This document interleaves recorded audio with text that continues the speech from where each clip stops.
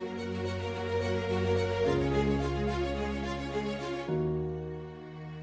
Prime Minister, you just opened the first ever edition of the FII Priority Summit in Tirana, which is an investment forum, just after hosting the EPC, the European Politic Conference. What is your recommendation to make public and private sectors working together in this current era?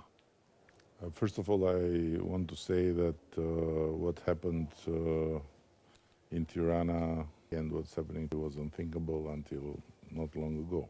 And I have to very much thank you and thank the Institute for this amazing opportunity. And I was very surprised to hear from Mr. Rama that this is the first time in Europe. This is the best way, I think, to approach exactly the very fundamental issue of putting forces together between the public and the private sector, and exactly this type of venues where decision makers and people that come from the ground where all happens can interact, can raise questions, can get answers, and even more than that, can put each other in contact. And by the way, we had the honor to have the French president here, and on the way out, he just took and gave contact with 3 people. And one of them was a guy working on healthcare AI, and he said that he was based in London, and President Macron said, "Why in London? You have to come in Paris. Give me your contact. I'm going to call you." So it's amazing. It's absolutely fascinating. You know, I discovered your country in total humility only a few months ago with my wife, and we fell in love with the country, with the people. And each time people are asking us, what do you think about Albania? I don't know if you will be happy with my comparison, but I think you are the new Switzerland of Europe. You are you are at the very center of Europe. So in terms of geography, you have even more legitimacy to be at the, I would say, hub for Europe. Number 2, the culture, the mix of culture, the mix of religion, a country of peace, a country of tolerance. So why you were so discreet until today? Because the whole world is discovering now Albania and discovering Tirana. 90% of our delegates are so positively surprised by the choice we made, and I think it's just the beginning. So what do you expect the future to be for Albania? First of all, I was a bit scared when you said the new Switzerland, because on one hand, we are not, I think, able to become perfect like a Swiss watch. And on the other hand, if we would, then Albania would be terribly boring. So I prefer, let's say, a new Italy, where you find opportunities, where you find the pleasure of hospitality and of food, but where also you don't lose your smile. We have been blessed by God, but cursed by history, and we gave a big contribution to this curse, to be frank, for many, many centuries and years. And this country, where in a very small territory, 28,000 kilometers, you have 2 seas, you have mountains, you have 9 rivers, lakes, different landscape in every kilometer, is really a place to visit, is a place to stay, is a place to invest. But on the other hand, this country has suffered dramatically from stigma, and it was really very difficult to get people in Albania because the stigma was very heavy. And then when they came, every time they came, then they said, wow, it's not what we expected. Now we are out of that. We ended last year with 12 million tourists, and it's huge for a country of only 2.4. We are looking now to get exactly what very graciously you are bringing to the country, you know, the excellence, the really top quality, because we need to balance the mass with the quality. Otherwise, we can lose on the way not just the chance to be Switzerland, which I don't think we have, but even a chance to be a new Italy. In addition of tourism, which is definitely one of the first sector to invest, and you have so many projects going on with great investors coming from the United States, from the UAE, what would be the other sectors that you would recommend to potential investors to look at? We have a very, very good place, I would say, geographically and politically, to do much more on energy, and we are doing. So now we are going through a very big project together with Italy and UAE for the subcable to interconnect Albania with Italy, so the two sides, let's say, of Europe through the Adriatic, and to do our best with what we have as a treasure here, the full green energy. So we are 100% renewable. The problem is too much hydro. Now we are building solar. French companies have come, and other companies have come to build more on solar. So energy is for sure one frontier. Another one is the young and skilled people of Albania that are a very good raw material, let's say, to work on the innovation. And we are having now the first tech park with very good incentives. So a lot of companies are being interested to come. And of course, in the services, then we are good. But tourism, energy, and innovation are three directions where we can do a lot more. At the Munich Security Conference a few months ago, you said EU is more E than you. It's more Europe than Union. How do you think we can fix this issue, which many people are aligned with you? So how can we make EU really united? Listen, the problem, one of the problems I see with the EU is the difficulty of coming out with a decision, because there are many doctors for one patient, and then fighting to get the diagnosis, and then fighting which is the right medicine. And somehow the EU is suffering this democratic process, but on the other hand, it has to preserve democracy by no doubt. But bottom line is that EU should think that the only way to resist to this new rising powers and to this new rising order is to do the unthinkable. So to go very strong against the prejudices that have been built. When we hosted the EPC,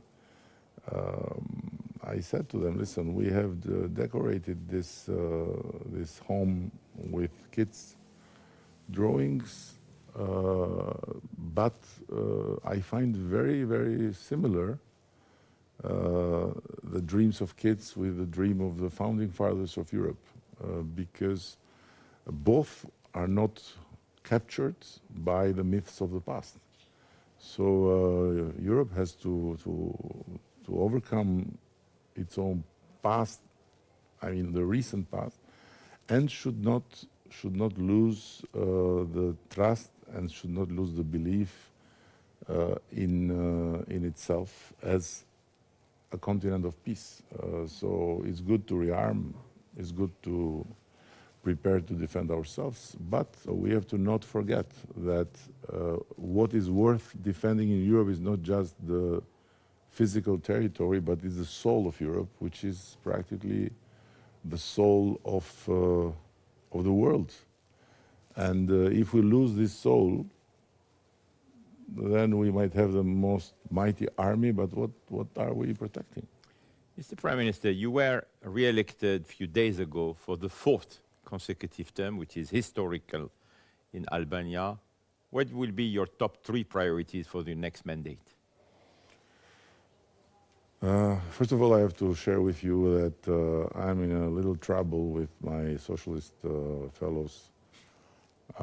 Because when someone asks me how you are a socialist and you won for the 4th term, and it's because you are a humanist. What you do? What would you say to the others? I said, listen, I don't know what to say, because maybe I win because I'm not a good socialist, you know. So the top 3 things as we speak are EU for us. So the window of opportunity has been opened. It's very sad that to open this window of opportunity, we needed Putin, because it was his aggression on Ukraine that woke up everyone and turned the always very clear, but only in words, message that Europe one day will be united in action. And I hope that also the election of Donald Trump will make Europe turn in action things that need to be done. So if we succeed in that, I think the 4 mandates will be worth. Which role women are playing in the new Albania, I would say, model? Listen, when we started the campaign, I wanted the campaign to start with the women. So half of the campaign was rallies with women. We started first with the front line of women in our party, women and girls, and then we expanded. And then one day, you know, sometimes when you campaign, you can say things that you know, can be not really perfect, and then can open discussion. But one day I said, listen, we are mobilizing the women because 56% of the women and girls in Albania vote for us. So this is a big force, and if we have the women, we have the first voters, then we need just half of the men, because the other half are dumb. And this opened a big issue here, how we can say the other half are dumb and so on. Being stubborn by nature, I insisted, and I said, listen, I believe that it's not about not voting for me, you are dumb. It's about not understanding that in this moment we need to unite to get to the EU, which is for all of us, not just for socialists or Democrats, is dumb. And this, at the end, brought us even a bigger number of women voting for us. And the men were okay. So we got half of them, a bit more than half, by the way. And we got a big majority because, and I explained, I said, every man that is smart understands that, yes, women are the driving force. And we have worked a lot about that, because in this country we have had 2 phases. One, a long phase of centuries where women were treated like, and in that famous common law, which has its bright side of hospitality, there is a very dark side about women. So the woman is considered as one of the animals of the house, the livestock. When communism came, they talked about emancipation, but what they did was that they forced women to come out from their houses. They forced them to work.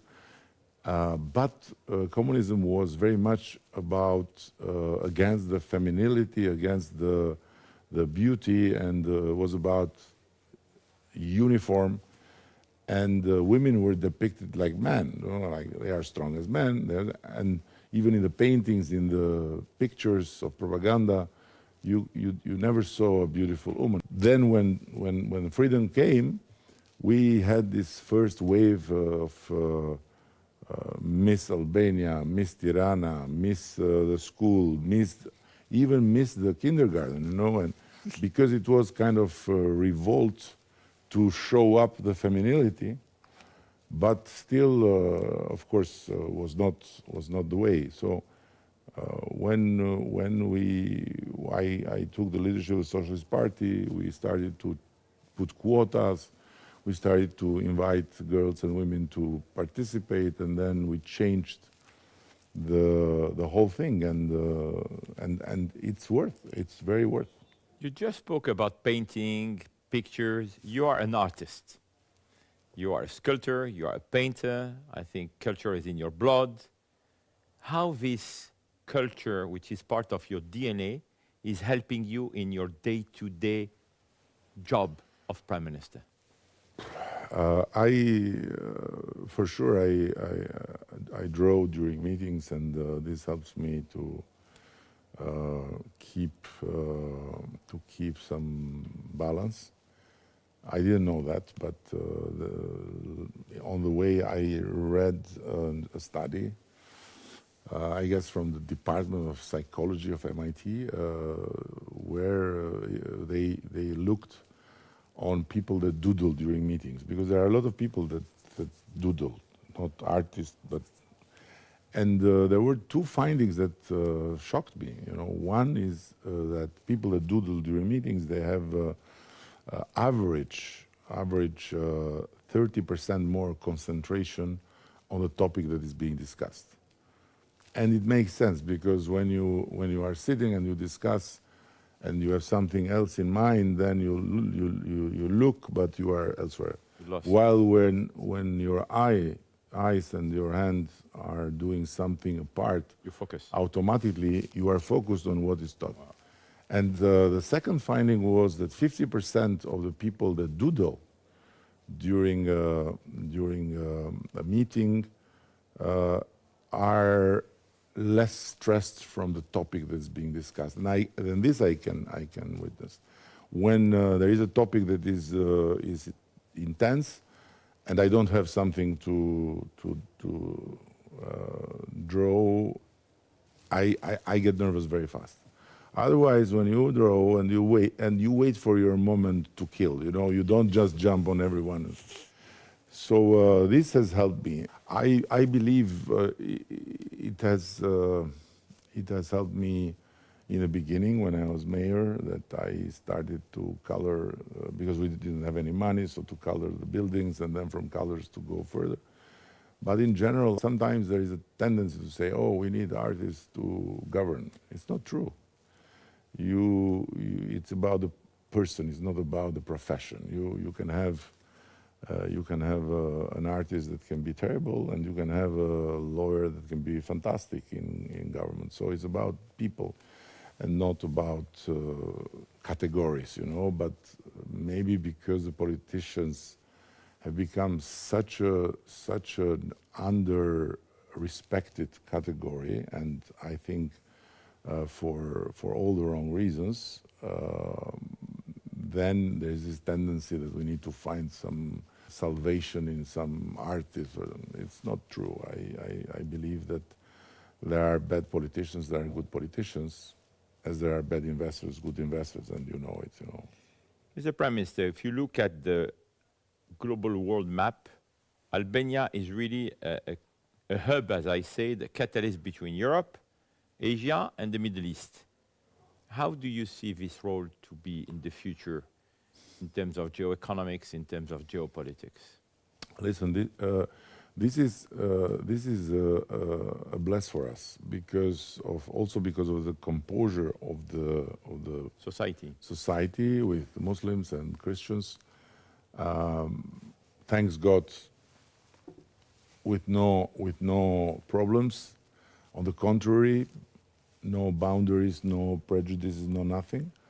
We have the natural propensity to look everywhere, although it's very clear that Albanians are very staunch EU and Europe in general lovers. So Europe has always been our dream. And when things have evolved, we have had some periods of time that politics became too much focused only on the West, and we didn't build relations on the East. And I changed that, starting by putting in our foreign policy document that we don't have only two strategic partners, Greece and Italy, but we have three. We have also Turkey. And then I started to build up the relation with the Middle East, with the Gulf countries. So now we somehow are in a very good position because our position in terms of geopolitics is very clear. We are West, we are aligned with EU, but we want to have relations and we want to have brotherly relations with these countries I mentioned, also because we have a very unique characteristic in Europe. So the last visit the last high-level visit to Moscow was 1960. So we never visited Kremlin and never had a visit from Kremlin or from a government official because of our history, but also because there is no appetite to get closer to Russia. And no Russian money, no Russian investment, or nothing. With China, we have a good relation. I mean, not like with Russia. We have a good relation, but still, there is no Chinese investment, and there is no big cooperation like with Serbia or North Macedonia or Montenegro and China. So for us, this is a bit the horizon from the Middle East to Europe. America is new in the pitch through the investment that you were mentioning, but also investments in energy. So we would like to do more, and it's good. We are happy with that. My last question, Mr. Prime Minister, what is your wish, your dream for the world, for Europe, and for Albania? I'm a fanatic lover of that text of Abbé de Saint-Pierre, which I find absolutely crazy.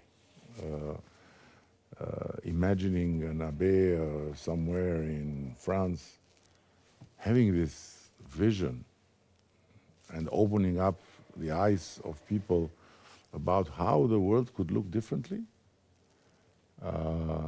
and putting down a concept of this perpetual peace union, the union of perpetual peace, which for him includes Russia, goes to the east, to areas that at that time were under the Ottoman Empire, and which means not necessarily that every one of these countries should be in the EU, but every one of these countries should be part of the same community, like Switzerland is not in the EU, or Norway is not in the EU.